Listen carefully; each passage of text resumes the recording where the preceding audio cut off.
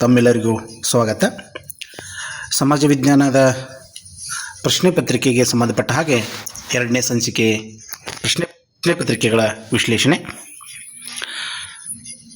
ಕೊಟ್ಟಿರತಕ್ಕಂತಹ ಪ್ರಶ್ನೆ ಈ ರೀತಿಯಾಗಿದೆ: ಕೊಟ್ಟಿರುವ ಹೇಳಿಕೆಗಳನ್ನು ಓದಿ ಮತ್ತು ಅವುಗಳಿಗೆ ಸಂಬಂಧಿಸಿದ ಆಯ್ಕೆಯನ್ನು ಗುರುತಿಸಿ ಅಂತಕ್ಕಂತಹ ಪ್ರಶ್ನೆ. ಮಾನವ ಕುಲಕ್ಕೆ ಒಂದು ಜಾತಿ, ಒಂದು ಧರ್ಮ ಮತ್ತು ಒಬ್ಬನೇ ದೇವರು ಅಂಥೇಳಿ ಹೇಳಿದ ವ್ಯಕ್ತಿ ಯಾರು? ಎರಡನೇದು, ವೈಕಂ ಸತ್ಯಾಗ್ರಹವನ್ನು ಆರಂಭಿಸಲಾಯಿತು. ಯಾರು ವೈಕಂ ಸತ್ಯಾಗ್ರಹವನ್ನು ಆರಂಭಿಸಿದರು ಅಂತಕ್ಕಂತಹ ಎರಡು ವಾಕ್ಯಗಳನ್ನು ಕೊಟ್ಟು, ಈ ಎರಡೂ ವಾಕ್ಯಗಳಲ್ಲಿ ಈ ಕೆಳಗಿನ ಯಾವ ವ್ಯಕ್ತಿ ಹೇಳಿದ್ದಾರೆ ಅಂಥೇಳಿ ನಾವು ನೋಡಬೇಕಾಗ್ತದೆ. ಇದಕ್ಕೆ ಸರಿಯಾದ ಉತ್ತರ ನಾರಾಯಣ ಗುರು ಅನ್ನುವವರು. ಅವರು ಧರ್ಮ ಪರಿಪಾಲನಾ ಯೋಗಂ ಅಂತಕ್ಕಂತಹ ಒಂದು ಸಂಸ್ಥೆಯನ್ನು ಸ್ಥಾಪನೆ ಮಾಡೋದ್ರ ಮುಖಾಂತರ ಇಡೀ ಮಾನವ ಕುಲಕ್ಕೆ ಒಂದು ಜಾತಿ, ಒಂದು ಧರ್ಮ ಮತ್ತು ಒಬ್ಬನೇ ದೇವರು ಇರಬೇಕು ಅಂತ ಹೇಳ್ತಾರೆ. 1924ರಲ್ಲಿ ವೈಕಂ ಸತ್ಯಾಗ್ರಹವನ್ನು ಕೂಡ ಅವರು ಪ್ರಾರಂಭಿಸಿದರು. ಲಾಸ್ಟ್ ಸಂಚಿಕೆಯಲ್ಲಿ ವಿಶ್ಲೇಷಣೆ ಮಾಡಿದ ಹಾಗೆ ಮಹಾತ್ಮ ಗಾಂಧೀಜಿ ಹಾಗೂ ಪೆರಿಯಾರ್ ಅಂದರೆ ಇ.ವಿ. ರಾಮಸ್ವಾಮಿ ನಾಯ್ಕರ್ ಅವರು ಈ ಚಳವಳಿ ಇದ್ರು ಅಂಥೇಳಿ ನಾವು ನೋಡ್ತೀವಿ. ಮುಂದಿನ ಪ್ರಶ್ನೆ ಈ ರೀತಿ ಇದೆ: ಕೊಟ್ಟಿರುವ ಭಾರತದ ನಕ್ಷೆಯಲ್ಲಿ ಗುರುತಿಸಿರುವ ಸ್ಥಳವನ್ನು ಗಮನಿಸಿ ಅದಕ್ಕೆ ಸರಿ ಹೊಂದುವ ಆಯ್ಕೆಯನ್ನು ಗುರುತಿಸಿರಿ ಅಂಥೇಳಿ ಕೊಟ್ಟಿರ್ತಕ್ಕಂಥ ಪ್ರಶ್ನೆ. ಅಂದರೆ ಈ ಭಾರತದ ನಕ್ಷೆಯಲ್ಲಿ ಕೊಟ್ಟಿರ್ತಕ್ಕಂತಹ ಈ ಪ್ರದೇಶ ಯಾವ ಪ್ರದೇಶ ಕಂಡು ಬರ್ತದ, ಇಲ್ಲಿ ಸೂಚಿಸಿರ್ತಕ್ಕಂತಹ ಸ್ಥಳ ಯಾವ ಪ್ರದೇಶ ಆಗಿರ್ತದ ಅನ್ನೋದನ್ನು ನಾವು ಗುರುತಿಸಬೇಕಾಗಿದೆ. ಕೆಳಗೆ ಕೊಟ್ಟಿರ್ತಕ್ಕಂಥ ಆಪ್ಷನ್ಸ್ ಯಾವಿದೆ ಅಂತಂದರೆ, ಒಂದು ಚೌರಿ ಚೌರಾ ಘಟನೆ ಅಂತದ, ಎರಡನೇದು ಒಂದು ಚೌರಿ ಚೌರಾ ಘಟನೆ, ಎರಡನೇದು ಬಂದ್ಬಿಟ್ಟು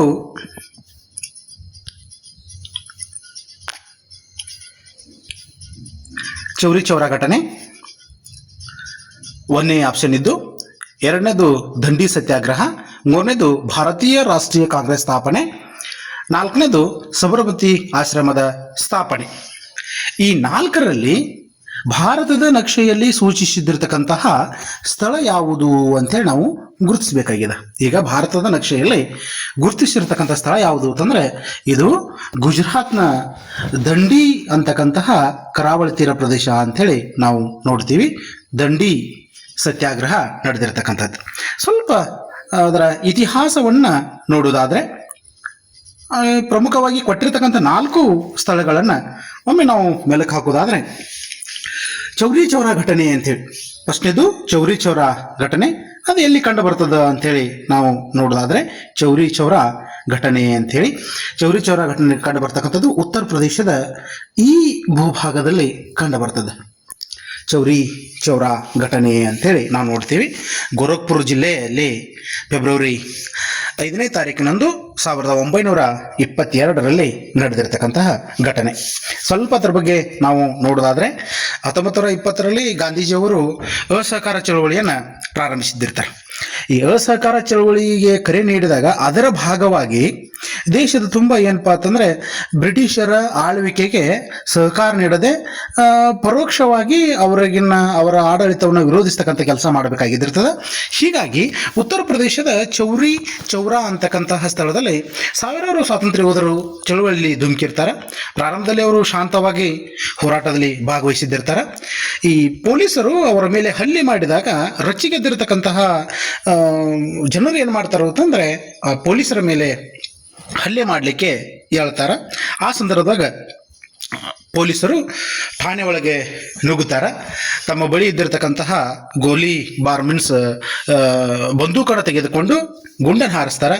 ಆ ಸಂದರ್ಭದಾಗ ತಮ್ಮಲ್ಲಿ ಬಳಿ ಇದ್ದಿರತಕ್ಕಂತಹ ಗುಂಡು ಖಾಲಿ ಆದಾಗ ಅವರು ಪೊಲೀಸ್ ಠಾಣೆಗೆ ಒಳಗೆ ಹಾಕಿ ಬಾಗಿಲನ್ನು ಹಾಕಿಕೊಳ್ತಾರೆ. ಆ ಸಂದರ್ಭದಲ್ಲಿ ಸಿಟ್ಟಿಗೆದ್ದಿರತಕ್ಕಂತಹ ಸ್ವಾತಂತ್ರ್ಯ ಹೋರಾಟಗಾರರು ಒಳಗಡೆ 22 ಜನ ಪೊಲೀಸರನ್ನು ಪೊಲೀಸ್ ಠಾಣೆಗೆ ಬೆಂಕಿ ಹಚ್ಚೋದ್ರ ಮುಖಾಂತರ ಅವರನ್ನು ಸಜೀವವಾಗಿ ಕೊಲ್ಲೆಯನ್ನು ನಡೀತದ ಅಂತೇಳಿ ನಾವು ನೋಡ್ತೀವಿ. ಅಂದರೆ ಪೊಲೀಸ್ ಠಾಣೆಗೆ ಬೆಂಕಿ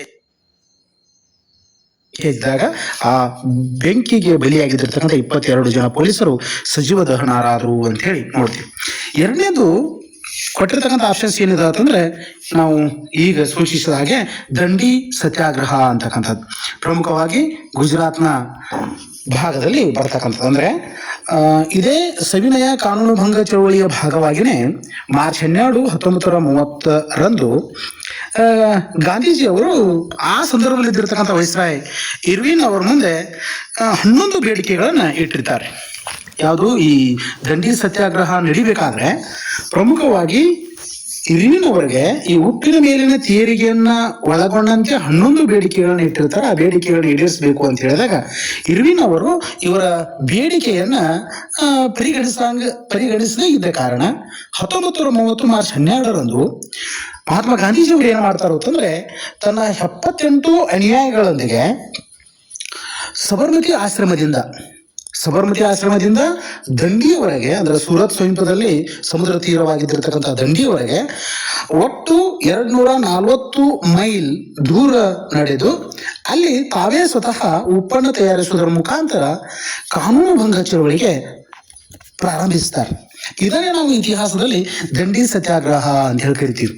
ಅಂದ್ರೆ ಅವರು ಸಬರ್ಮತಿ ಆಶ್ರಮದಿಂದ ಸೂರತ್ ಸಮೀಪನ ಸಮುದ್ರ ತೀರ ದಂಡಿಯವರೆಗೆ ಕಿಲೋಮೀಟರ್ನಲ್ಲಿ ಹೇಳೋದಾದ್ರೆ 386 ಕಿಲೋಮೀಟರ್ ದೂರ ಕ್ರಮಿಸಿ ಅಲ್ಲಿ ಉಪ್ಪನ್ನು ತಯಾರಿಸುವುದರೊಂದಿಗೆ ಅವರು ಉಪ್ಪಿನ ಮೇಲಿನ ತೆರಿಗೆ ಏನ್ ಬ್ರಿಟಿಷರು ತೆಗೆದುಕೊಳ್ತಿದ್ರಲ್ಲ ಅದನ್ನು ಮುರಿಯುವುದರ ಮುಖಾಂತರ ಅವರು ಈ ದಂಡಿ ಸತ್ಯಾಗ್ರಹವನ್ನು ಪ್ರಾರಂಭಿಸಿದ್ರು ಅಂತ ಹೇಳಿ ನಾವು ನೋಡ್ತೀವಿ. ಅದೇ ಇತಿಹಾಸದಲ್ಲಿ ದಂಡಿ ಸತ್ಯಾಗ್ರಹ ಅಂತೇಳಿ ಆಗ್ತದೆ. ಮುಂದುವರೆದಂತೆ 3ನೇ ಪ್ರಶ್ನೆ ಭಾರತದ ರಾಷ್ಟ್ರೀಯ ಕಾಂಗ್ರೆಸ್ ಸ್ಥಾಪನೆ ಅಂತದ. ಇಲ್ಲಿ ಕಂಡು ಬರ್ತದ ಅಂತಂದ್ರೆ ಇದು ಮಹಾರಾಷ್ಟ್ರದ ಈ ಮುಂಬೈ ಕರಾವಳಿ ತೀರ ಭಾಗದಲ್ಲಿ ಕಂಡು ಬರ್ತಕ್ಕಂಥದ್ದು. ಇಲ್ಲಿ 1885 ಡಿಸೆಂಬರ್ 28ರಾಗ ರಾಷ್ಟ್ರೀಯ ಕಾಂಗ್ರೆಸ್ ಸ್ಥಾಪನೆ ಆಗ್ತದೆ. ಬ್ರಿಟಿಷ್ ಈ ಪ್ರಮುಖವಾಗಿ ಆ ಸಂದರ್ಭದಲ್ಲಿ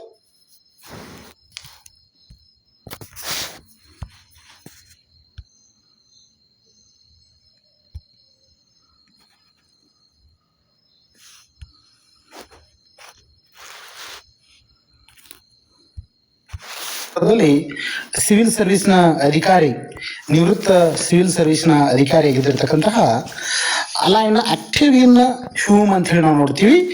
ಎಒ ಹ್ಯೂಮ್ ಅಂತ ಹೇಳಿ ಇತಿಹಾಸದಲ್ಲಿ ಅವರು ಪ್ರಸಿದ್ಧರಾಗಿದ್ದನ್ನ ನಾವು ನೋಡ್ತೀವಿ. ಅವರ ಮುಂದಾಳತ್ವದಲ್ಲಿ ಅವರು ಪ್ರಮುಖವಾಗಿ ಈ 1885 ಡಿಸೆಂಬರ್ 28ರಂದು ಭಾರತೀಯ ರಾಷ್ಟ್ರೀಯ ಕಾಂಗ್ರೆಸ್ ಸ್ಥಾಪನೆಯನ್ನ ಮಾಡ್ತಾರೆ. ಎಲ್ಲಿ ಅಂತಂದ್ರೆ ಈ ಮುಂಬೈನ ಭಾಗದಲ್ಲಿ. ಅನಂತರ 4ನೇದು ಆಪ್ಷನ್ಸು ನಾವು ಈ ಮುಂಚಿತವಾಗಿ ಈ ದಂಡಿ ಸತ್ಯಾಗ್ರಹ ಚರ್ಚೆ ಮಾಡಬೇಕಾದ್ರೆ ಮಾತಾಡ್ತಾ ಇದ್ದೀವಿ. ಏನಾತಂದ್ರೆ ದಂಡಿಯಿಂದ ಅಂದ್ರೆ ಸಬರ್ಮತಿ ಆಶ್ರಮದಿಂದ ದಂಡಿಯವರೆಗೆ 78 ಅನುಯಾಯಿಗಳೊಂದಿಗೆ ಗಾಂಧೀಜಿಯವರು ನಡೆದು ಉಪ್ಪಿನ ಮೇಲಿನ ತೆರಿಗೆ ಹೇರಿದನ್ನ ರದ್ದು ಮಾಡುವ ಸಲುವಾಗಿ ಸ್ವತಃ ತಾವೇ ಉಪ್ಪನ್ನು ತಯಾರಿಸುವುದರೊಂದಿಗೆ ಕಾನೂನನ್ನು ಭಂಗ ಮಾಡಿದ್ರು, ಕಾನೂನು ಮುರಿದ್ರು ಅಂತ ಹೇಳಿ ನಾವು ನೋಡಿದೀವಿ. ಅದರ ಕುರಿತು ಸ್ವಲ್ಪ ಇತಿಹಾಸವನ್ನ ನಾವು ನೋಡಿದಾದ್ರೆ ಪ್ರಮುಖವಾಗಿ ಸಬರ್ಮತಿ ಆಶ್ರಮದ ಕುರಿತು ನಾವು ಸಬರ್ಮತಿ ಆಶ್ರಮಕ್ಕೆ ಗಾಂಧೀಜಿಯವರು ಮೂಲತಃ ಈ ಸಬರ್ಮತಿ ಆಶ್ರಮ 1915ರಲ್ಲಿ ಸ್ಥಾಪನೆ ಆಗ್ತದೆ. ಎಷ್ಟರ ಸ್ಥಾಪನೆ ಆಗ್ತದೆ ಅಂತಂದ್ರೆ 1915ರಲ್ಲಿ ಇದು ಸ್ಥಾಪನೆ ಆಗಿದ್ದಿರ್ತದೆ. ಎಲ್ಲಿ ಅಂತಂದ್ರೆ ಗುಜರಾತ್ನ ಅಹಮದಾಬಾದ್ನ ಈ ಕೋಚ್ರಬ್ ಅಂತಕ್ಕಂತಹ ಸ್ಥಳದಲ್ಲಿ ಕೋಚ್ರಬ್ ಅಂತಕ್ಕಂತಹ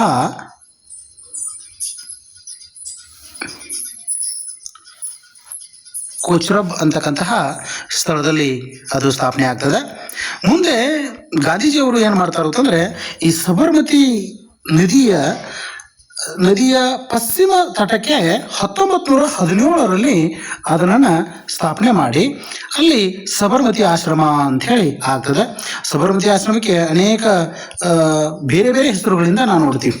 ಸಬರ್ಮತಿ ಆಶ್ರಮನ ಗಾಂಧಿ ಆಶ್ರಮ ಅಂತ ಹೇಳಿ ಕರಿತೀವಿ, ಹರಿಜನ ಆಶ್ರಮ ಅಂತ ಹೇಳಿ ಕರೀತಾರೆ, ಸತ್ಯಾಗ್ರಹ ಆಶ್ರಮನು ಅಂತ ಹೇಳಿ ಅನೇಕ ಹೆಸರುಗಳಿಂದ ಕರೆದ ನಾವು ನೋಡ್ತೀವಿ. ಮುಂದಿನ ಪ್ರಶ್ನೆ, ಕೊಟ್ಟಿರುವ ಮೊದಲೆರಡು ಪದಗಳ ನಡುವಿನ ಸಂಬಂಧವನ್ನ ಗುರುತಿಸಿ 3ನೇ ಪದಕ್ಕೆ ಉತ್ತರವನ್ನ ಆರಿಸಿ ಅಂತ ಹೇಳಿ ಕೊಟ್ಟಿದ್ದಾರೆ. ಕೊಟ್ಟಿರ್ತಕ್ಕಂತಹ ಪ್ರಮುಖ ಶಬ್ದಗಳು ಏನಿದಾವೆ ಅಂತಂದ್ರೆ ಒಂದು ಪೆರೆಸ್ಟ್ರೋಯಿಕಾ ಇದು ಸೋವಿಯತ್ ರಷ್ಯಾಗೆ ಸಂಬಂಧಪಟ್ಟಿರ್ತಕ್ಕಂಥದ್ದು. ಎರಡನೇದು ಪ್ರಮುಖವಾಗಿದ್ದಿರ್ತಕ್ಕಂಥದ್ದು ಮುನ್ನಡೆಯ ಮಹಾಜಿಗಿತ ಅಂತೇಳಿ. ಈ ಮುನ್ನಡೆಯ ಮಹಾಜಿಗಿತ ಯಾವುದಕ್ಕೆ ಸಂಬಂಧಪಟ್ಟಿದ ಅಂತೇಳಿ ನಾವು ನೋಡ್ಬೇಕಾಗ್ತದೆ. ಇಲ್ಲಿ ಸರಿಯಾದ ಉತ್ತರ ಚೀನಾ ರಾಷ್ಟ್ರಕ್ಕೆ ಸಂಬಂಧಪಟ್ಟಿರ್ತಕ್ಕಂಥದ್ದು. ಚೀನಾ ರಾಷ್ಟ್ರ ಆ ಸಂದರ್ಭದಲ್ಲಿ ಆರ್ಥಿಕವಾಗಿ ಬೇಗನೆ ಬೆಳಿಬೇಕು ಅನ್ನೋ ಉದ್ದೇಶದಿಂದ ನಾವು ಅದನ್ನು ಮುನ್ನಡೆಯ ಮಹಾಜಿಗಿತ ಅಂಥೇಳಿ ನೋಡ್ತೀವಿ. ಗ್ರೇಟ್ ಲೀಪ್ ಫಾರ್ವರ್ಡ್ ಅಂಥೇಳಿ ಅದನ್ನು ಇನ್ನಿತರ ಹೆಸರುಗಳಿಂದ ಕರೀತಕ್ಕಂಥದ್ದು. ಏನಾಗಿತ್ತು ಅಂತಂದರೆ, ಇದ್ರ ಸ್ವಲ್ಪ ಇತಿಹಾಸ ನೋಡೋದಾದರೆ, ಈ ಚೀನಿ ಕಮ್ಯುನಿಸ್ಟ್ ಪಕ್ಷದ ನೇತೃತ್ವವನ್ನು ವಹಿಸಿದ್ದಿರ್ತಕ್ಕಂತಹ 1958ರಿಂದ ಹಿಡಿದು 1962ರವರೆಗೆ ಚೀನಿ ಕಮ್ಯುನಿಸ್ಟ್ ಪಕ್ಷದ ನೇತೃತ್ವ ವಹಿಸಿದ್ದಿರತಕ್ಕಂತಹ ಆಗಿನ ಅಧ್ಯಕ್ಷ ಮಾವೋ ಝೆಡಾಂಗ್ ಅನ್ನುವವರು ಈ ದೇಶವನ್ನು ಕೃಷಿ ಸಮಾಜದಿಂದ ಕೈಗಾರೀಕರಣವನ್ನಾಗಿ ಪರಿವರ್ತನೆ ಮಾಡತಕ್ಕಂಥ ವ್ಯವಸ್ಥೆನ ನಾವು ನೋಡ್ತೀವಿ. ಅಂದರೆ ಆರ್ಥಿಕ ಮಟ್ಟವನ್ನು ಅತಿ ಬೇಗನೆ ಪ್ರಾರಂಭಿಸ್ತಕ್ಕಂಥ ಉದ್ದೇಶವನ್ನು ನಾವು ನೋಡ್ತೀವಿ. ಹೀಗಾಗಿ ಮುನ್ನಡೆಯ ಮಹಾಜಿಗಿತವನ್ನು ಈ ಸಂದರ್ಭದಲ್ಲಿ ಕಾಣ್ತೀವಿ. ವಿಶೇಷವಾಗಿ ಮಾವೋ ಝೆಡಾಂಗ್ ಅನ್ನುವ ಆ ಸಂದರ್ಭದಲ್ಲಿ ಇದ್ದಿರತಕ್ಕಂಥ ಅಧ್ಯಕ್ಷ, ಅಂದರೆ 1958ರಿಂದ 1962 ಮಧ್ಯೆ ನಡೆದಿರ್ತಕ್ಕಂಥ ಈ ಘಟನೆ, ಈ ಚೀನಿಯರು ತಮಗೆ ಬೇಕಾದ ತಮ್ಮ ಭೂಮಿಯಲ್ಲಿ ಬೇಸಾಯ ಮಾಡುವಂತಿಲ್ಲ ಅಂತಕ್ಕಂಥ ವಿಶೇಷವಾಗಿದ್ದಿರ್ತಕ್ಕಂಥ ಅವರ ರೈತರ ಮೇಲೆ ಒಂದು ನಿರ್ಬಂಧ ಹೇರ್ತಕ್ಕಂಥ ವ್ಯವಸ್ಥೆಯನ್ನು ನಾವು ನೋಡ್ತೀವಿ. ಒಟ್ಟಾರೆಯಾಗಿ ಚೀನಾ ಆರ್ಥಿಕವಾಗಿ ಬೇಗನೆ ಬೆಳಿಬೇಕು ಅನ್ನೋ ಉದ್ದೇಶದಿಂದ ಆತ ತೆಗೆದುಕೊಂಡಿರ್ತಕ್ಕಂಥ ನಿರ್ಧಾರ ಅಂತೇಳಿ ನಾವು ನೋಡ್ತೀವಿ. ಇನ್ನು ಈ ಪೆರೆಸ್ಟ್ರೋಯಿಕಾ ಸೋವಿಯತ್ ರಷ್ಯಾ ಅಂಥೇಳಿ ಕೊಟ್ಟಿರ್ತಕ್ಕಂಥದ್ದು. ಪೆರೆಸ್ಟ್ರೋಯಿಕಾ ಅಂತಕ್ಕಂಥದ್ದು ಬಗ್ಗೆ ಸ್ವಲ್ಪ ನಾವು ನೋಡೋದಾದ್ರೆ, ಪೆರೆಸ್ಟ್ರೋಯಿಕಾ ಅಂತಂದ್ರೆ ಅದಕ್ಕೆ ಕನ್ನಡದಲ್ಲಿ ನಾವು ಪುನರ್ರಚನೆ ಅಂತೇಳಿ ಕರಿತೀವಿ. ಇದೇನು ಪೆರೆಸ್ಟ್ರೋಯಿಕಾ ಅದಲ್ಲ, ಇದನ್ನು ನಾವು ಕನ್ನಡದಲ್ಲಿ ಪುನರ್ರಚನೆ ಅಂತ ಹೇಳಿ ಕರಿತೀವಿ.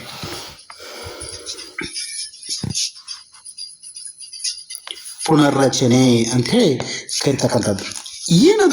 ಏನು ಪುನರ್ರಚನೆ ಅಂತಂದ್ರೆ, ಇಲ್ಲಿ ಸೋವಿಯತ್ ರಷ್ಯಾದಲ್ಲಿ ಏನು ರಷ್ಯಾದ ಒಂದು ಕಮ್ಯುನಿಸ್ಟ್ ಒಕ್ಕೂಟ ಇದ್ದಿರ್ತದಲ್ಲ, ಆ ಕಮ್ಯುನಿಸ್ಟ್ ಒಕ್ಕೂಟ ತಮ್ಮ ಇಡೀ ಎಲ್ಲ ರಷ್ಯನ್ ಒಕ್ಕೂಟಗಳ ಆರ್ಥಿಕ ಮತ್ತು ರಾಜಕೀಯ ವ್ಯವಸ್ಥೆಯನ್ನು ಸುಧಾರಿಸುವ ಗುರಿಯನ್ನು ಹೊಂದಿರತಕ್ಕಂಥ ನೀತಿಯನ್ನೇ ನಾವು ಪೆರೆಸ್ಟ್ರೋಯಿಕಾ ನೀತಿ ಅಂತೇಳಿ ಕರಿತೀವಿ, ಅಥವಾ ಪುನರ್ರಚನೆಯ ನೀತಿ ಅಂತೇಳಿ ಕರಿತೀವಿ. 1980ರ ಕಾಲಘಟ್ಟದಲ್ಲಿ ಆ ದಶಕದ ಮಧ್ಯಭಾಗದಾಗ ಮಿಖಾಯಿಲ್ ಗೋರ್ಬಚೋವ್ ಅಂತೇಳಿ, ಅವ್ರ ಹೆಸರು ಮಿಖಾಯಿಲ್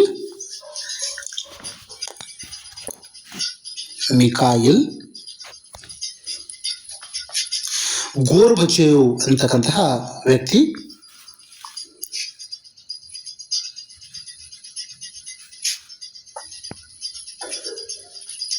ಮಿಖಾಯಿಲ್ ಗೋರ್ಬಚೋವ್ ಅಂತಕ್ಕಂತಹ ವ್ಯಕ್ತಿ ಏನು ಮಾಡ್ತಾರೋ ಅಂತಂದ್ರೆ ರೀ, ಈ ಪೆರೆಸ್ಟ್ರೋಯಿಕಾ ಅಂತಕ್ಕಂತಹ ಒಂದು ವ್ಯವಸ್ಥೆಯನ್ನ ಪರಿಚಯಿಸ್ತಾರೆ. ಏನಾತಂದ್ರೆ ಕೇಂದ್ರ ಸರ್ಕಾರದ ನಿಯಂತ್ರಣ ಕಡಿಮೆ ಮಾಡ್ತಕ್ಕಂಥದ್ದು, ಮಾರುಕಟ್ಟೆ ಆರ್ಥಿಕೆಯ ಅಂಶವನ್ನ ವಿಶೇಷವಾಗಿ ಪರಿಚಯ ಮಾಡ್ತಕ್ಕಂಥದ್ದು, ಕೇವಲ ಸರ್ಕಾರದ ಅಧೀನದಲ್ಲಿದ್ದಿರ್ತಕ್ಕಂಥ ವ್ಯವಸ್ಥೆಯನ್ನು ಹೊರತೆಗೆದು ಖಾಸಗಿಯ ಮಾಲೀಕತ್ವವನ್ನು ನೀಡ್ತಕ್ಕಂಥದ್ದು, ಖಾಸಗಿಯವರಿಗೆ ಮಾಲೀಕತ್ವವನ್ನು ಕೊಟ್ಟು ದೇಶದಲ್ಲಿ ಏನಪ್ಪಾ ಅಂತಂದ್ರೆ ಆರ್ಥಿಕತೆ ಅತಿ ಬೇಗನೆ ಸುಧಾರಣೆ ಮಾಡಲಿಕ್ಕೆ ಬೇಕಾಗಿದ್ದಿರ್ತಕ್ಕಂಥ ತತ್ವವನ್ನು ಸೇರಿಸ್ತಕ್ಕಂಥದ್ದಾಗಿರ್ಬೋದು.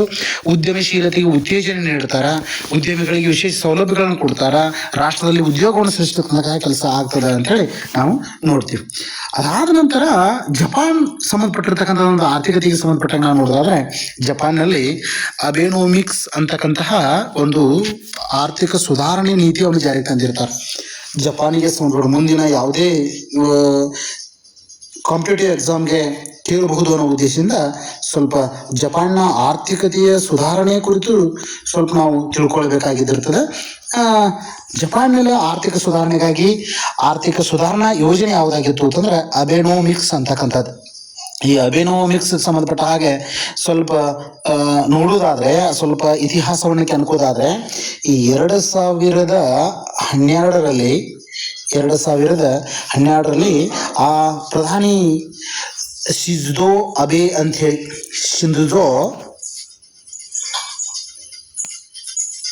ಶಿಂಜೋ ಅಬೆ ಅಂತಕ್ಕಂತಹ ಪ್ರಧಾನಿ, ಜಪಾನ್ನ ಆಗಿನ ಪ್ರಧಾನಿ ಅವರು ಈ ಅಬೆನೋಮಿಕ್ಸ್ ಅಂತಕ್ಕಂಥ ನೀತಿಯನ್ನು ಜಾರಿಗೆ ತರ್ತಾರೆ. ಈ ಅಬೆನೋಮಿಕ್ಸ್ ನೀತಿಯಲ್ಲಿ ಪ್ರಮುಖವಾಗಿ 3 ಮಾನದಂಡಗಳಿದ್ದಿರ್ತಾವೆ ಅಥವಾ ಬಾಣಗಳು ಅಂತೇಳಿ ಅವುಗಳನ್ನ ಕರೀತಾರೆ. ಅವುಗಳು ಯಾವುದನ್ನ ತಿಳಿಸ್ತಾವು ಅಂತಂದ್ರೆ 3 ಅಂಶಗಳು ಯಾವ ಅಂತಂದ್ರೆ, ಒಂದು ವಿತ್ತೀಯ ಉಡಾವಣೆ ಅಂತ ಹೇಳಿ ಬರ್ತದೆ ರೀ. ಒಂದು ವಿತ್ತೀಯ ಉಡಾವಣೆ,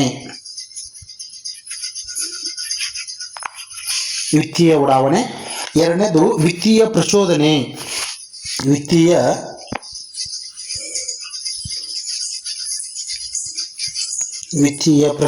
ಅಂತೇಳಿ. ಮೂರನೇದು ರಚನಾತ್ಮಕ ಸುಧಾರಣೆಗಳು ಅಂತೇಳಿ.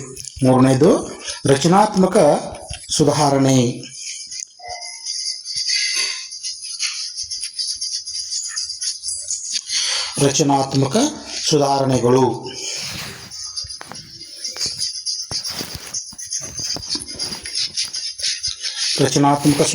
ಅಂತೇಳಿ ಹೀಗೆ ಒಟ್ಟು 3 ಪ್ರಮುಖವಾಗಿದ್ದಿರ್ತಕ್ಕಂಥ ಅಬೆನೋಮಿಕ್ಸ್ ಅಂತಕ್ಕಂತಹ ಒಂದು ಆರ್ಥಿಕ ಸುಧಾರಣೆಯನ್ನು ಜಪಾನದಲ್ಲಿ ತಂದಿದ್ರು ಅನ್ನೋದನ್ನು ನಾವು ನೋಡ್ತೀವಿ. ಮುಂದಿನ ಪ್ರಶ್ನೆ ಈ ರೀತಿ ಇದೆ. ಭಾರತದ ಸಂವಿಧಾನದಲ್ಲಿ ಧಾರ್ಮಿಕ ಸ್ವಾತಂತ್ರ್ಯದ ಹಕ್ಕನ್ನು ಇಲ್ಲಿ ವಿವರಿಸಲಾಗಿದೆ ಅಂತೇಳಿ. ಅಂದರೆ ಕೆಳಗೆ ನೀಡಲಾದ ಯಾವ ಆಪ್ಷನ್ನಲ್ಲಿ ಧಾರ್ಮಿಕ ಸ್ವಾತಂತ್ರ್ಯದ ಹಕ್ಕನ್ನು ವಿವರಿಸಲಾಗಿದೆ ಅಂಥೇಳಿ ನಾವು ನೋಡ್ತೇವೆ. ಪ್ರಮುಖವಾಗಿ ಯಾವ ಸಂವಿಧಾನದ ವಿಧಿಗಳನ್ನು ಕೊಟ್ಟಿದ್ದಾನೆ, ಒಟ್ಟು ಕೊಟ್ಟಿರ್ತಕ್ಕಂತಹ ಮೂಲಭೂತ ಸಂವಿಧಾನದ ಹಕ್ಕುಗಳದಾವ್ರಿ. ಮೂಲಭೂತ ಹಕ್ಕುಗಳಲ್ಲಿ ನಾವು ಒಂದೊಂದಾಗಿ ನೋಡೋದಾದ್ರೆ ಪ್ರಮುಖವಾಗಿ ಒಂದೇದೇನದ ಅಂತಂದರೆ 14ರಿಂದ 18ನೇ ವಿಧಿ ಏನು ಹೇಳ್ತದೆ ಅಂತಂದರೆ, ಇದು ಸಮಾನತೆ ಹಕ್ಕಿನ ಬಗ್ಗೆ ಹೇಳ್ತದೆ. ಸಂವಿಧಾನದ 14ರಿಂದ 18 ವಿಧಿ ಸಮಾನತೆ ಹಕ್ಕು. ಭಾರತದಲ್ಲಿದ್ದಿರ್ತಕ್ಕಂತಹ ಪ್ರತಿಯೊಬ್ಬರು ಸಮಾನತೆಯನ್ನು ಸೂಚಿಸ್ತಕ್ಕಂಥದ್ದು ಅಂತೇಳಿ. ಸಂವಿಧಾನದ 19ರಿಂದ 22ನೇ ವಿಧಿಗಳು ಏನು ಹೇಳ್ತಾವು ಅಂತಂದ್ರೆ, ಸ್ವಾತಂತ್ರ್ಯದ ಹಕ್ಕಿನ ಬಗ್ಗೆ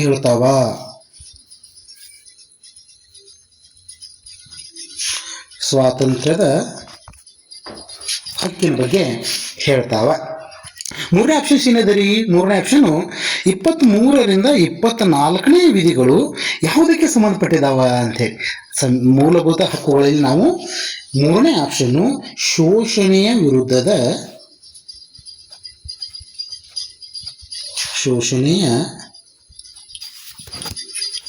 ವಿರುದ್ಧದ ಹಕ್ಕಿಗೆ ಸಂಬಂಧಪಟ್ಟಂಗೆ ನಾವು ಮೂರನೇ ಆಪ್ಷನ್ ನೋಡ್ತೀವಿ. ಉಳಿದಿರ್ತಕ್ಕಂತಹ ಒಂದೇ ಒಂದು ಕೊನೆಯ ಆಪ್ಷನ್ ಅದ. ಸಂವಿಧಾನದ 25ರಿಂದ 28ನೇ ವಿಧಿಗಳು ಏನೇನು ಸೂಚಿಸುತ್ತವೆ ಅಂತಂದರೆ, ಅವು ಧಾರ್ಮಿಕ ಸ್ವಾತಂತ್ರ್ಯವನ್ನು ಸೂಚಿಸ್ತದೆ.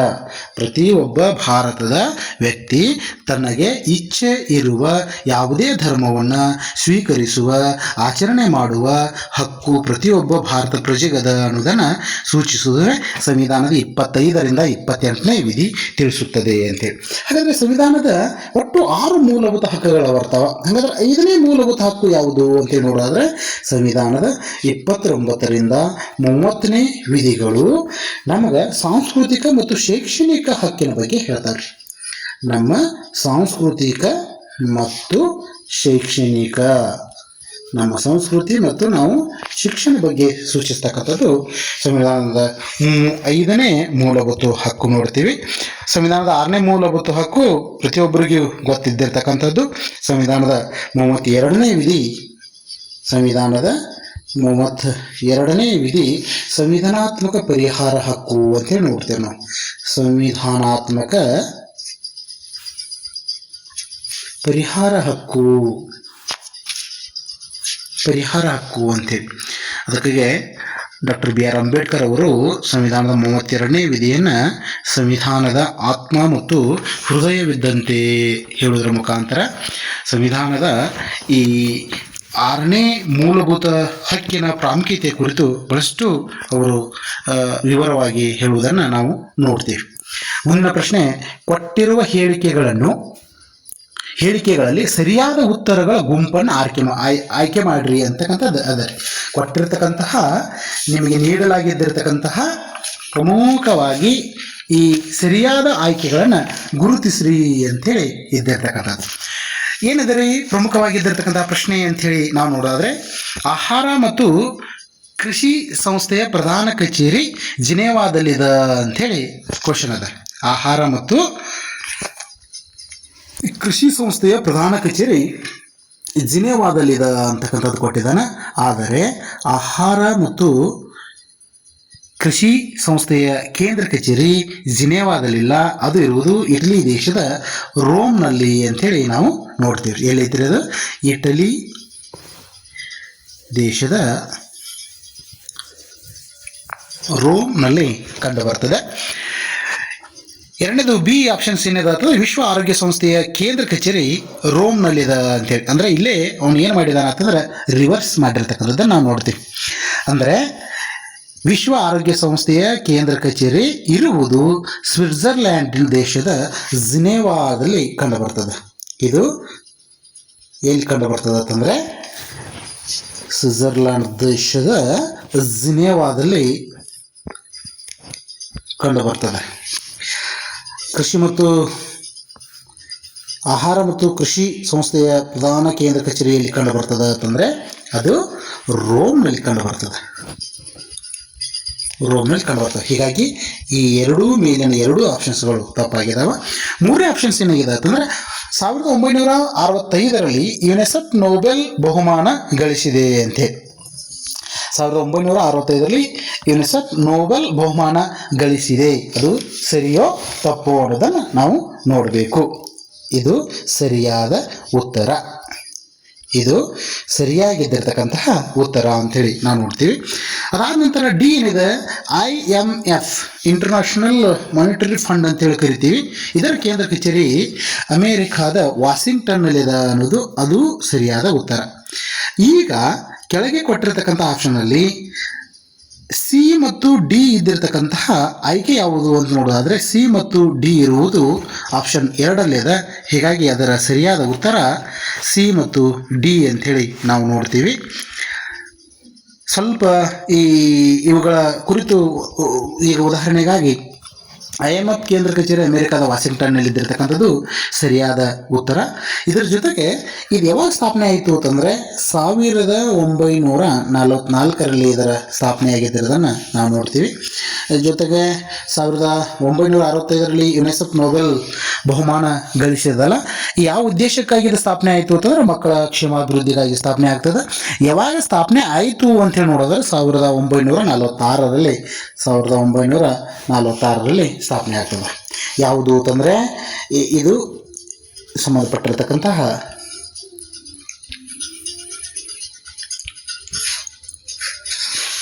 ಅನಂತರ IMF ಕೇಂದ್ರ ಕಚೇರಿ ವಾಷಿಂಗ್ಟನ್ನಲ್ಲಿ ಇದು ಯಾವಾಗ ಕಾರ್ಯಾರಂಭ ಪ್ರಾರಂಭಿಸಿತು ಅಂತಂದರೆ 1944ರಲ್ಲಿ ಸ್ಥಾಪನೆ ಆಯಿತು ಅಂಥೇಳಿ ನಾವು ನೋಡ್ತೀವಿ. ಇನ್ನು ಮುಂದಿನ ಪ್ರಶ್ನೆ 15ನೇ ಪ್ರಶ್ನೆ, ಭಾರತದ ರಾಷ್ಟ್ರಪತಿಯವರನ್ನು ಯಾರು ಚುನಾಯಿಸುತ್ತಾರೆ ಅಂತೇಳಿ ಪ್ರಶ್ನೆ ಇದೆ. ಪ್ರಶ್ನೆಯಲ್ಲಿ 18 ವರ್ಷ ವಯೋಮಾನ ಮೀರಿದ ಎಲ್ಲ ಭಾರತೀಯ ನಾಗರಿಕರು ಅನ್ನೋದು ತಪ್ಪು. ಸ್ಥಳೀಯ ಸ್ವಯಂ ಸರ್ಕಾರ ಮತ್ತು ವಿಧಾನಸಭೆಯ ಚುನಾಯಿತ ಸದಸ್ಯರು ಅನ್ನೋದು ತಪ್ಪು. ಮೂರನೇ ಸಂಸತ್ತಿನ ಎರಡೂ ಸದನಗಳ ಚುನಾಯಿತ ಸದಸ್ಯರು ಅನ್ನುವುದು ತಪ್ಪು. ಯಾಕಂತಂದರೆ ಸಂಸತ್ತಿನ ಎರಡೂ ಸದನದ ಚುನಾಯಿತ ಸದಸ್ಯರು ಅವರನ್ನು ಆಯ್ಕೆ ಮಾಡುವುದಿಲ್ಲ. ಸರಿಯಾದ ಉತ್ತರ ಯಾವುದು ಅಂತಂದರೆ ಸಂಸತ್ತಿನ ಎರಡೂ ಸದನಗಳ ಹಾಗೂ ಎಲ್ಲ ರಾಜ್ಯಗಳ ವಿಧಾನಸಭೆ ಚುನಾಯಿತ ಸದಸ್ಯರು ಅನ್ನೋದು ಸರಿಯಾದ ಉತ್ತರ. ಅಂದರೆ ಈಗ ದೆಹಲಿ ಮತ್ತು ಇನ್ನಿತರ ಯಾವ ಕೇಂದ್ರಾಡಳಿತ ಪ್ರದೇಶದಲ್ಲಿ ವಿಧಾನಸಭೆ ಇದೆಯೋ ಆ ವಿಧಾನಸಭೆಗಳು ಹಾಗೂ ಎಲ್ಲ ರಾಜ್ಯಗಳ ವಿಧಾನಸಭಾ ಸಭೆ ಚುನಾಯಿತ ಸದಸ್ಯರು ರಾಷ್ಟ್ರಪತಿಯವರನ್ನು ಚುನಾಯಿಸುತ್ತಾರೆ ಅನ್ನುವುದು ಸರಿಯಾದ ಉತ್ತರ. ಅದು ಆಪ್ಷನ್ಸ್ 4ನಲ್ಲಿದೆ, ಅದು ಸರಿಯಾಗಿದ್ದಿರ್ತಕ್ಕಂಥದ್ದು. ಮುಂದಿನ ಪ್ರಶ್ನೆ 16ನೇ ಪ್ರಶ್ನೆ, ಸಂವಿಧಾನದ ವಿಧಿ 352ರಿಂದ 360 ಇದರ ಬಗ್ಗೆ ಹೇಳುತ್ತವೆ ಅನ್ನತಕ್ಕಂತಹ ಒಂದು ಪ್ರಶ್ನೆ. ಸಂವಿಧಾನದ ವಿಧಿ 352ರಿಂದ 360 ಇದರ ಬಗ್ಗೆ ಹೇಳುತ್ತವೆ. ಅದು ಭಾರತದ ರಾಷ್ಟ್ರಪತಿಯವರ ತುರ್ತು ಅಧಿಕಾರ ಮತ್ತು ಕಾರ್ಯಗಳ ಬಗ್ಗೆ ತಿಳಿಸ್ತಕ್ಕಂಥದ್ದು ಅಂತೆ. ಒಟ್ಟು ತುರ್ತು ಅಧಿಕಾರವನ್ನು ತೆಗೆದುಕೊಂಡಿರ್ತಕ್ಕಂತಹ ರಾಷ್ಟ್ರಪತಿಯವರಿಗೆ ರಾಷ್ಟ್ರೀಯ ತುರ್ತು ಪರಿಸ್ಥಿತಿ ಅಂಥೇಳಿ 352ನೇ ವಿಧಿ ನೋಡ್ತೀವಿ ನಾವು. 352ನೇ ವಿಧಿ. ಅದೇ ರೀತಿ ರಾಜ್ಯ ತುರ್ತು ಪರಿಸ್ಥಿತಿಗೆ ಸಂಬಂಧಪಟ್ಟ 356ನೇ ವಿಧಿ ಅಂತೇಳಿ ನೋಡ್ತೀವಿ.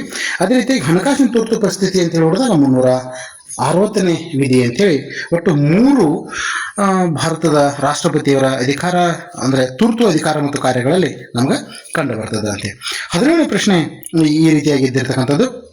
ಪ್ರಶ್ನೆ ನಂಬರ್ 17, ವಿಶ್ವ ಮಾನವ ಹಕ್ಕುಗಳ ಅಂಗೀಕಾರವಾಗಿದ್ದಿರ್ತಕ್ಕಂಥದ್ದು ಯಾವಾಗ ಅಂಥೇಳಿ ನಾವು ನೋಡ್ತೀವಿ. ವಿಶ್ವ ಮಾನವ ಹಕ್ಕುಗಳ ಅಂಗೀಕಾರ ಆಗಿದ್ದಿರ್ತಕ್ಕಂಥದ್ದು 1948. ಇದು ಸರಿಯಾದ ಉತ್ತರ, 1948. ಅಮೆರಿಕ ಸ್ವಾತಂತ್ರ್ಯ ಸಂಗ್ರಾಮಗೊಂಡಿರತಕ್ಕಂಥದ್ದು 1776ರಲ್ಲಿ. ಜೊತೆಗೆ ರಷ್ಯಾ ಕ್ರಾಂತಿ ಆಗಿದ್ದಿರತಕ್ಕಂಥದ್ದು 1917ರಲ್ಲಿ. ಫ್ರಾನ್ಸಿನ ಕ್ರಾಂತಿ ಪ್ರಾರಂಭವಾಗಿದ್ದಿರತಕ್ಕಂಥದ್ದು 1789. ಈಗ ಎಗೆ ಸರಿಯಾದ ಉತ್ತರ 2, ಬಿಗೆ ಸರಿಯಾದ ಉತ್ತರ 3, ಡಿಗೆ ಸರಿಯಾದ ಉತ್ತರ 4, ಸಿಗೆ ಸರಿಯಾದ ಉತ್ತರ 5 ಅಂತೇಳಿ. ಇದಕ್ಕೂ ಮೊದಲನೇ ಆಪ್ಷನ್ ಏನಪ್ಪ ಅಂತಂದರೆ ಸರಿಯಾಗಿದ್ದಿರ್ತಕ್ಕಂಥದ್ದು ಎ ಆಪ್ಷನ್ 1 ಸರಿಯಾಗಿದ್ದಿರ್ತಕ್ಕಂಥದ್ದು. ಮುಂದಿನ ಪ್ರಶ್ನೆ ಈ ರೀತಿಯಾದ, ಕೊಟ್ಟಿರುವ ಹೇಳಿಕೆಗಳನ್ನು ಓದಿ ಸರಿಯಾದ ಆಯ್ಕೆಯನ್ನು ಗುರುತಿಸಿರಿ ಅಂತೇಳಿ. ಕೊಟ್ಟಿರುವ ಹೇಳಿಕೆಗಳನ್ನು ಓದಿ ಸರಿಯಾದ ಆಯ್ಕೆಯನ್ನು ಗುರುತಿಸಿರಿ ಅಂತಕ್ಕಂಥದ್ದು ಮುಂದಿನ ಪ್ರಶ್ನೆ ಆಗಿದ್ದಿರ್ತದೆ. ಕೊಟ್ಟಿರ್ತಕ್ಕಂಥದ್ದು ಆಪ್ಷನ್ಸ್ ಏನದ ಅಂತಂದರೆ, ಸಲ್ಯಾನಿ ಗ್ರಾಮಸ್ಥರು 1983ರಲ್ಲಿ ಅಪ್ಪಿಕೋ ಚಳವಳಿಯನ್ನು ಆರಂಭಿಸಿದರು. ಹೌದು, ಇದು ಸರಿಯಾದ ಉತ್ತರ. ಇದು ನಮ್ಮ ಕರ್ನಾಟಕದ ಉತ್ತರ ಕನ್ನಡ ಜಿಲ್ಲೆಯಲ್ಲಿ ಬರ್ತಕ್ಕಂತಹ ಉತ್ತರ ಕನ್ನಡ ಜಿಲ್ಲೆಯ ನಾವು ಸಲ್ಯಾನಿ ಅಂತಕ್ಕಂಥ ಗ್ರಾಮ ಬರ್ತದೆ. ಅಲ್ಲಿ ಕಲಸೆ ಅಂತಕ್ಕಂಥ ಒಂದು ಅರಣ್ಯ ಇದೆ ರೀ. ಕಲಸೆ, ಆ ಕಲಸೆ ಅರಣ್ಯವನ್ನು ಕಟ್ಟಲಿಕ್ಕೆ ಅನುಮತಿ ನೀಡಲಾಗಿದ್ದಿರ್ತದೆ. ಅದಕ್ಕೆ ಅದನ್ನು ವಿರೋಧಿಸಿ ಅಲ್ಲಿದ್ದಿರ್ತಕ್ಕಂತಹ ಗ್ರಾಮಸ್ಥರು, ಸಲ್ಯಾನಿ ಗ್ರಾಮಸ್ಥರು 1983ರಲ್ಲಿ ಅಲ್ಲಿದ್ದಿರ್ತಕ್ಕಂಥ ಮರಗಳನ್ನು ಅಪ್ಪಿಕೊಳ್ಳೋದ್ರ ಮುಖಾಂತರ ಅಪ್ಪಿಕೆ ಚಳವಳಿಯನ್ನು ಪ್ರಾರಂಭಿಸಿದರು ಅನ್ನುವುದು ಸರಿಯಾದ ಉತ್ತರ. ಒಂದನೇದು ಸರಿಯಾದದ್ದು. ಎರಡನೇದು, ಮೌನ ಕಣಿವೆ ಚಳವಳಿ ತೆಹರಿ ಗರ್ವಾಲ್ ಜಿಲ್ಲೆಯಲ್ಲಿ ನಡೆಯಿತು ಅನ್ನುವುದು ಇದು ತಪ್ಪು. ಯಾಕೆ ಅಂತಂದರೆ ಮೌನ ಕಣಿವೆ ಅಂತಕ್ಕಂಥದ್ದು ಇದು ಕೇರಳದಲ್ಲಿ ನಡೆದಿರ್ತಕ್ಕಂತಹ ಒಂದು ಮೌನ ಕಣಿವೆ ಚಳವಳಿ ನಡೆದಿರ್ತದೆ. ಆದರೆ ಈ ತೆಹರಿ ಗರ್ವಾಲ್ ಜಿಲ್ಲೆಗೆ ಸಂಬಂಧಪಟ್ಟಿರ್ತಕ್ಕಂಥದ್ದು ಇದು ಕೂಡ 1973. ಅಂದರೆ ಇದನ್ನು ನಾವು ಚಿಪ್ಕೋ ಚಳವಳಿ ಅಂತ ಹೇಳಿ ಕರಿತೀವಿ. ಉತ್ತರಾಖಂಡ ರಾಜ್ಯದ ತೆಹರಿ ಗರ್ವಾಲ್ ಜಿಲ್ಲೆಯಲ್ಲಿ ನಡೆದಿರ್ತಕ್ಕಂತಹ ಘಟನೆ. ಹೀಗಾಗಿ ಇಲ್ಲಿ ಉತ್ತರಾಖಂಡದ ತೆಹರಿ ಗರ್ವಾಲ್ ಜಿಲ್ಲೆಯಲ್ಲಿ ನಡೆಯಿತು ಚಿಪ್ಕೋ ಚಳವಳಿ ಅಂತಂದರೆ ಸರಿಯಾಗ್ತಿತ್ತು. ಇಲ್ಲಿ ಮೌನ ಕಣಿವೆ ಕೇರಳದನ್ನು ಮಿಕ್ಸ್ ಮಾಡಿದ್ರಿಂದ 2ನೇ ಆಪ್ಷನ್ ತಪ್ಪಾಗಿದ್ದಿರ್ತಕ್ಕಂಥದ್ದು. ಮೂರನೇದು, ನರ್ಮದಾ ಬಚಾವೋ ಆಂದೋಲನವು ಸ್ಥಳೀಯ ಆದಿವಾಸಿಗಳ ಒಕ್ಕೆಲೆಬ್ಬಿಸುವುದರ ವಿರುದ್ಧವಾಗಿತ್ತು. ಇನ್ನೊಮ್ಮೆ, ನರ್ಮದಾ ಬಚಾವೋ ಆಂದೋಲನವು ಸ್ಥಳೀಯ ಆದಿವಾಸಿಗಳ ಒಕ್ಕೆಲೆಬ್ಬಿಸುವುದರ ವಿರುದ್ಧವಾಗಿತ್ತು. ಹೌದು, ಸರಿ. ಅಲ್ಲಿದ್ದಿರ್ತಕ್ಕಂತಹ ಈ ಆದಿವಾಸಿ ಬುಡಕಟ್ಟುಗಳು ಅರಣ್ಯ ಪ್ರದೇಶದಲ್ಲಿ ವಾಸವಾಗಿದ್ದಿರ್ತಾರೆ. ಅಲ್ಲಿ ಈ ನರ್ಮದಾ ಬಚಾವೋ ಅಂದರೆ ಸರ್ದಾರ್ ಸರೋವರವನ್ನು ಕಟ್ಟಬೇಕು ಅಂತಕ್ಕಂಥ ಉದ್ದೇಶದಿಂದ ಪ್ರಮುಖವಾಗಿ ಒಂದು ಯೋಜನೆಯನ್ನು ನೆಹರು ಅವರ ಕಾಲಘಟ್ಟದಲ್ಲಿ ರೂಪಿಸಿರ್ತಾರೆ. ಅಲ್ಲಿದ್ದಿರ್ತಕ್ಕಂಥ ಜನರಿಗೆ ತೊಂದರೆ ಆಗ್ತದ ಅಂತ ಹೇಳಿ ಆ ಸಂದರ್ಭದಲ್ಲಿ ಪ್ರಮುಖ ಹಿರಿಯ ನಾವು ಗುರುತಿಸ್ತೇವೆ ಇಬ್ಬರು ಜನ ಹೆಸರನ್ನು, ಕೇಶವ್ ಬಾಹು ವಾಸವೆ ಅಂಥೇಳಿ. ಅವ್ರ ಹೆಸರು ಕೇಶವ್ ಬಾಹು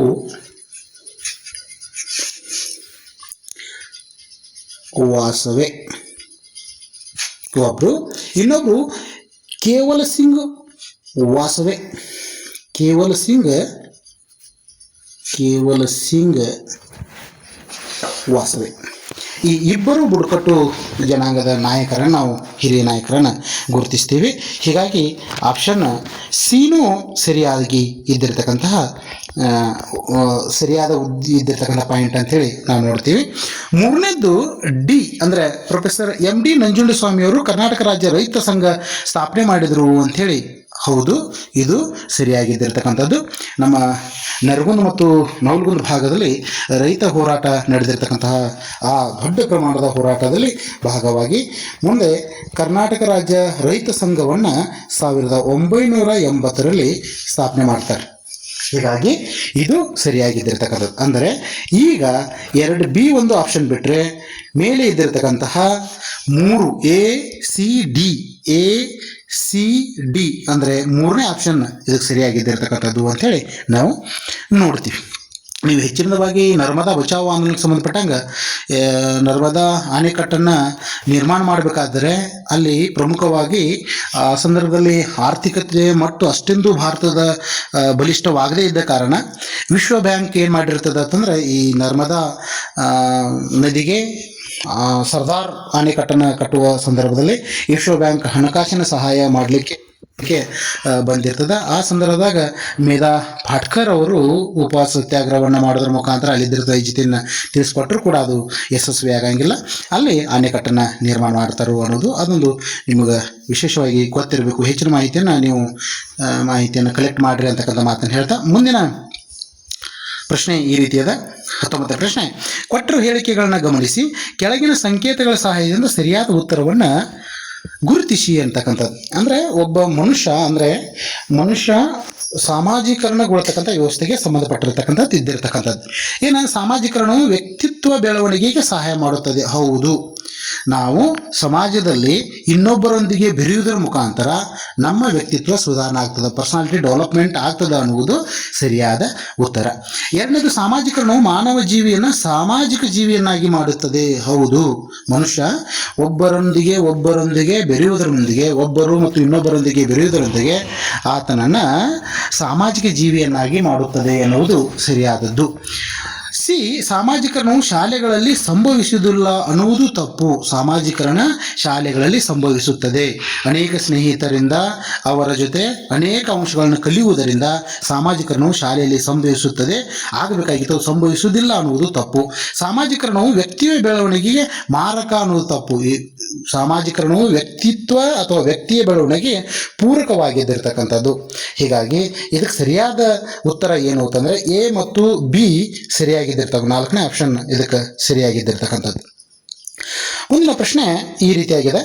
ಪ್ರಶ್ನೆ, ಸಾಮಾಜಿಕ ವರ್ತನೆಯನ್ನು ಅರ್ಥೈಸುವ ಅಧ್ಯಯನವೇ ಸಮಾಜಶಾಸ್ತ್ರ ಎಂದು ಹೇಳಿದವರು.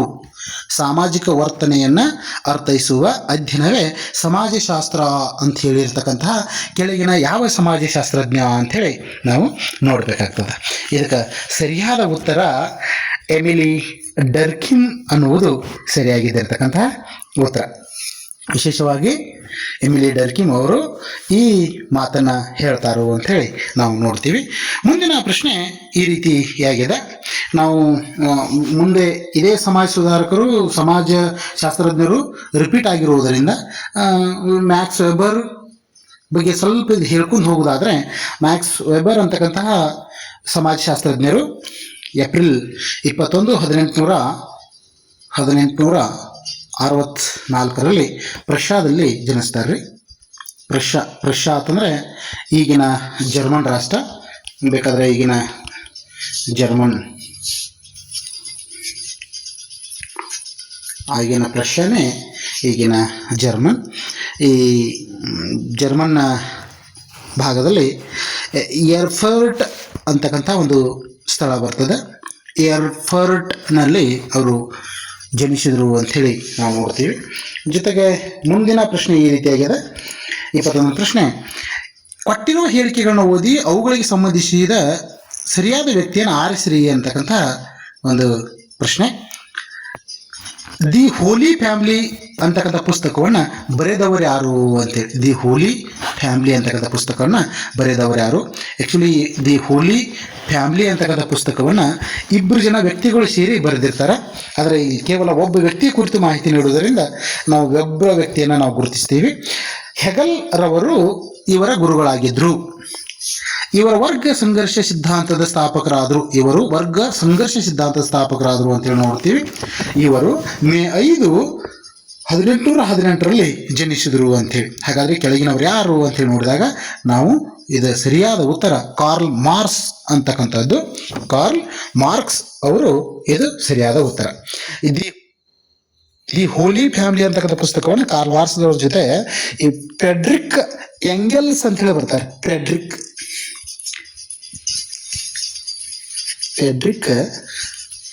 ಎಂಗೆಲ್ಸ್ ಅಂತ ಹೇಳಿ,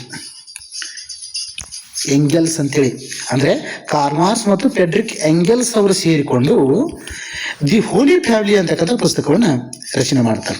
ಕಾರ್ಲ್ ಮಾರ್ಕ್ಸ್ ಗುರುಗಳು ಯಾರು? ಹೆಗಲ್ ಅಂತಕ್ಕಂಥವ್ರು ಕಾರ್ಲ್ ಮಾರ್ಕ್ಸ್ನ ಗುರುಗಳು. ಕಾರ್ಲ್ ಮಾರ್ಕ್ಸ್ ಅವರು ಸಂಘರ್ಷ ಸಿದ್ಧಾಂತದ ಸ್ಥಾಪಕರಾಗ್ತಾರೆ, ಸರಿಯಾಗಿ ಇದ್ದಿರ್ತಕ್ಕಂಥ ಉತ್ತರ. ಜೊತೆಗೆ ಕಾರ್ಲ್ ಮಾರ್ಕ್ಸ್ ಅವರು ಮೇ 5, 1818ರಾಗ ಜರ್ಮನಿಯಲ್ಲಿ ಇದ್ದಿರ್ತಕ್ಕಂತಹ ಈ ಟ್ರೈಯರ್ ಅಂತಕ್ಕಂತಹ ಒಂದು ಪಟ್ಟಣದಲ್ಲಿ ಜನಿಸ್ತಾರೆ. ಎಲ್ರಿ ಅಂತಂದ್ರೆ ಟ್ರೈಯರ್ ಅಂತಕ್ಕಂತಹ ಸ್ಥಳದಲ್ಲಿ ಜನಿಸಿದರು ಅಂತೇಳಿ ನಾವು ನೋಡ್ತೀವಿ. ಇನ್ನು ಇತರೆ ಸಮಾಜಶಾಸ್ತ್ರಜ್ಞರ ಕೊಟ್ಟಿದ್ದಾರೆ. ಪ್ರಮುಖವಾಗಿ ಎಮಿಲಿ ಡರ್ಕಿಮ್ ಅಂಥೇಳಿ ನಾವು ನೋಡ್ತೀವಿ. ಎಮಿಲಿ ಡರ್ಕಿಮ್ ಅವರು 1858 ಏಪ್ರಿಲ್ 15ರಂದು ಜನಿಸ್ತಾರೆ. ಇವರು ಫ್ರಾನ್ಸ್ ದೇಶದ ಪ್ರಸಿದ್ಧ ಸಮಾಜಶಾಸ್ತ್ರಜ್ಞರು ಅಂತೇಳಿ ನಾವು ನೋಡ್ತೀವಿ. ಎಮಿಲಿ ಡರ್ಕಿಮ್ ಮುಂದಿನ ಯಾವುದೇ ಸ್ಪರ್ಧಾತ್ಮಕ ಪರೀಕ್ಷೆಯಲ್ಲಿ ಕೇಳಬಹುದು. ಇವರು ಯಾವಾಗ ಜನಿಸಿದರು ಅಂತಂದ್ರೆ 1858 ಏಪ್ರಿಲ್ 15ರಂದು ಜನಿಸಿದರು ಅಂತ ಹೇಳಿ ನಾವು ನೋಡ್ತೀವಿ. ಇನ್ನು ಅವರು ಫ್ರಾನ್ಸ್ ರಾಷ್ಟ್ರದವರು. ಮೂರನೇ ಆಪ್ಷನ್ನು GS ಗುರ್ರೆ ಅಂತೇಳಿ. ಇವರ ಪೂರ್ಣ ಹೆಸರು ಗೋವಿಂದ್ ಸದಾಶಿವ್ ಗುರ್ರೆ ಅಂತೇಳಿ. ಗೋವಿಂದ್ ಸದಾಶಿವ ಗುರ್ರೆ.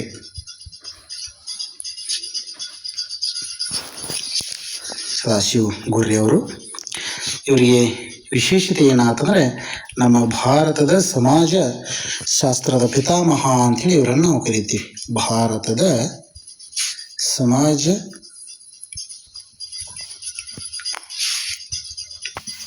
ಸಮಾಜಶಾಸ್ತ್ರದ ಪಿತಾಮಹ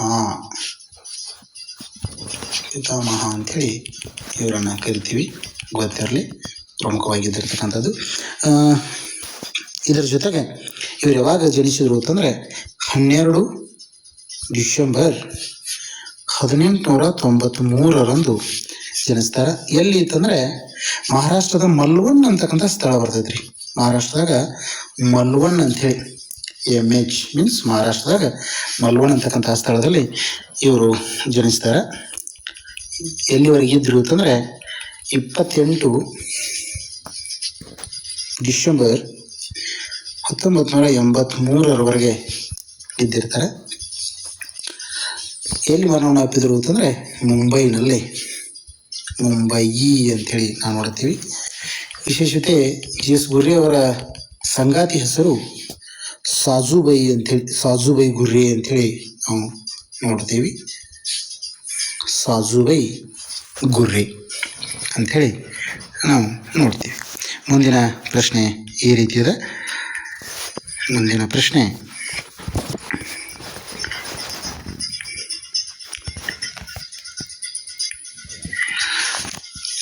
ಪ್ರತಿಪಾದನೆ ಎ, ಬಾಲಕಾರ್ಮಿಕ ಪದ್ಧತಿಯು ಸಮಾಜದಲ್ಲಿ ಹೆಚ್ಚಾಗುತ್ತಿದೆ. ಅದಕ್ಕೆ ಕಾರಣ ಬಾಲ್ಯ ವಿವಾಹ ಮತ್ತು ಮಕ್ಕಳ ಕಳ್ಳ ಸಾಗಾಣಿಕೆಗಳು ಸಂಭವಿಸುತ್ತವೆ ಅನ್ನೋದು.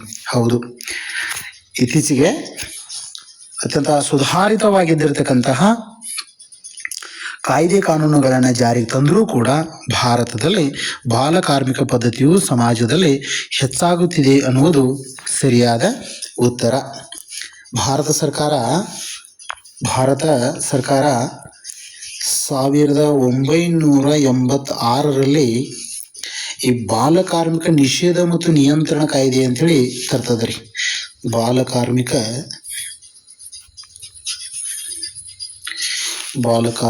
ನಿಷೇಧ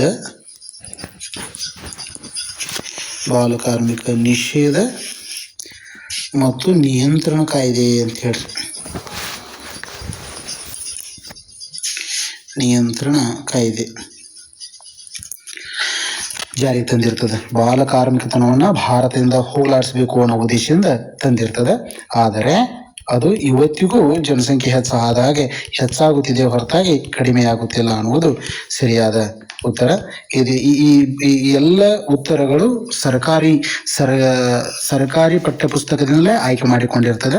ನೀವು ಮತ್ತೊಮ್ಮೆ ಸರ್ಕಾರಿ ಪಠ್ಯಪುಸ್ತಕವನ್ನು ಪರಿಗಣಿಸಬಹುದು. SSLC ಸಮಾಜಶಾಸ್ತ್ರ ವಿಭಾಗದಲ್ಲಿ ನೀವು ಇದನ್ನು ನೋಡಬಹುದು. ಕಾರಣ ಬಾಲ್ಯ ವಿವಾಹ ಮತ್ತು ಮಕ್ಕಳ ಕಳ್ಳ ಸಾಗಾಣಿಕೆಗಳು ಸಂಭವಿಸುತ್ತವೆ ಅನ್ನುವುದು ಕೂಡ ಸರಿಯಾದ ಉತ್ತರ. ಇದಕ್ಕೆ ಇನ್ನೊಂದು ರೀತಿಯಲ್ಲಿ ನೀವು ಹೇಳ್ಬೋದು, ಈ ಬಾಲ್ಯ ವಿವಾಹದಿಂದಾಗಿ ಈ ಬಾಲ ಕಾರ್ಮಿಕನ ಉಂಟಾಗ್ತದೆ, ಮಕ್ಕಳ ಕಳ್ಳ ಸಾಗಾಣಿಕೆನೂ ಏನಪ್ಪಾ ಅಂತಂದ್ರೆ ಉಂಟಾಗ್ತದ ಅನ್ನೋದನ್ನ ನಾವು ನೋಡ್ತೀವಿ. ಇದನ್ನು ಕೂಡ ಸರ್ಕಾರ ಏನ್ ಮಾಡಿರ್ತದ ಅಂತಂದ್ರೆ ಕಟ್ಟುನಿಟ್ಟಾದ ಕಾಯ್ದೆಗಳನ್ನು ತರುವುದರ ಮುಖಾಂತರ ಸ್ವತಃ ತಂದೆಯಾದವನೇ ಮಕ್ಕಳನ್ನ ತನ್ನ ಭೂಮಿಯಲ್ಲಿ ಹೊಲದಲ್ಲಿ ದುಡಿಸಿಕೊಳ್ತಾ ಇದ್ರೆ ಸ್ವತಃ ಆತನನ್ನು ಪೋಷಕನೆಂದು ಭಾವಿಸಿ ಅವರಿಗೆ ಕಠಿಣ ಶಿಕ್ಷೆ ಕೊಡಲಿಕ್ಕೆ ಅನೇಕ ಕಾಯ್ದೆಗಳನ್ನ ಸರ್ಕಾರ ಜಾರಿಗೆ ತಂದಿದೆ. ಆದರೂ ಕೂಡ ಇವತ್ತಿಗೆ ಅದು ಮುಂದುವರೆದಿದೆ ಅನ್ನೋದನ್ನ ನಾವು ನೋಡ್ತೀವಿ. ಹೀಗಾಗಿ ಅದಕ್ಕೆ ಸರಿಯಾದ ಉತ್ತರ A ಮತ್ತು R ಎರಡೂ ಸರಿ. Aಗೆ Rನ ಸರಿಯಾದ ವಿವರಣೆ ಅಂತ ಹೇಳಿ ನಾವು ನೋಡ್ತೀವಿ ಅಂತೇಳಿ. ಇಲ್ಲಿವರೆಗೆ ವೀಕ್ಷಿಸಿದಿರ್ತಕ್ಕಂತಹ ಎಲ್ಲ ಆತ್ಮೀಯ ಇತರೆ ಪರೀಕ್ಷೆಗಳಿಗೆ ತಯಾರಿ ನಡೆಸುತ್ತಿದ್ದಿರತಕ್ಕಂತಹ ಎಲ್ಲರಿಗೂ ಧನ್ಯವಾದಗಳನ್ನ ತಿಳಿಸ್ತಾ ಇಲ್ಲಿಗೆ 2ನೇ ಸಂಚಿಕೆಯನ್ನು ಮುಗಿಸ್ತೀನಿ. ನಮಸ್ಕಾರ. Atharva YouTube channel